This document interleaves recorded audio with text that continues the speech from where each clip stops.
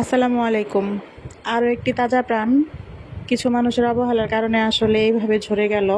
এটা বলার পিছনে আসলে কারণ আছে। মানুষ আসলে কি বুঝে বা কি মনে করে আসলে আমি জানি না। কিন্তু তাদের আসলে নিম্নতম সেন্স কবে আসবে এটাও আসলে আমার বোধগম্য নয়।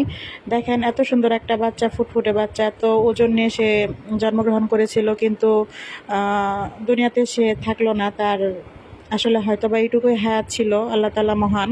হয়তোবা তিনি তার এইটুকুই সময় দিয়ে পাঠাইছিলেন, কিন্তু মানুষের তো চেষ্টা বলে একটা কথা আছে।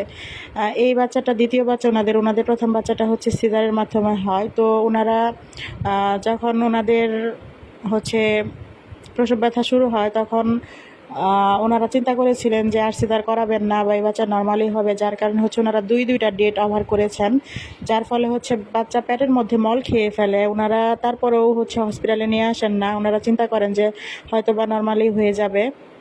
ওনারা বাসায় হচ্ছে ভুলভাবে খুব করে ট্রিটমেন্ট করে, যার কারণে আপনারা বাচ্চাটার মাথাটা একটু খেয়াল করলে বুঝতে পারবেন যে মাথাটার কী অবস্থা করেছে। আসলে খুব আফসোস হয় এই ধরনের মানুষগুলোকে দেখলে, বা যখন শুনি এই ঘটনাগুলো আসলে খুবই খারাপ লাগে। কিন্তু কিছু তো আসলে করার নাই, কারণ মানুষ যদি নিজে থেকে সচেতন না হয়, তাহলে আসলে আপনি বলে বলে বলে কয়দিন কি করতে পারবেন। যার গেল সেটা তো তার গেল আসলে, কিন্তু অন্য কেউ তো আসলে শুধু ২-১ দিন বলবে, এরপর তো সবাই ঠিক ভুলে যাবে। কিন্তু এই যে কষ্ট, এই যে যন্ত্রণা, এটা তো আসলে একটা মার পক্ষে কখনোই ভোলা সম্ভব না। তো ওনারা এইভাবে হচ্ছে গাফিলতির কারণে হসপিটালে অনেক দেরি করে নিয়ে আসেন। যখন ওনারা দেখলেন যে বাচ্চাটা আর হচ্ছে না, তখন ওনারা নিয়ে আসেন।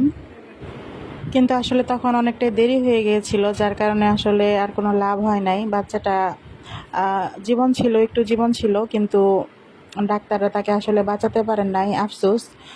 হয়তোবা এটাই তার নিয়তি ছিল। মহান আল্লাহ তাআলা হয়তোবা এইভাবে তার সমাধান রেখেছিলেন। কিন্তু হয়তো চেষ্টা করলে এর চেয়ে ভালো কিছু হতে পারতো। ওনাদের একটু সাবধানতা, একটু সচেতনতা, হয়তো আর একটু ভালো কিছু আশা করতে পারতাম আমরা।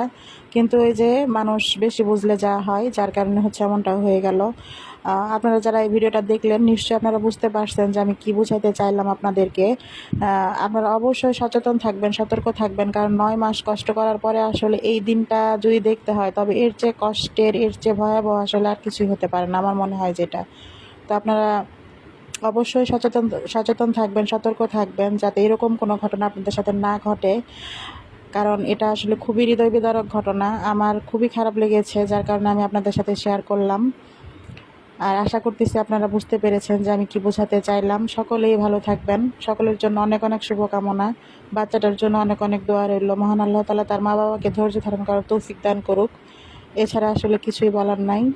সকলেই ভালো থাকবেন। আসসালামু আলাইকুম।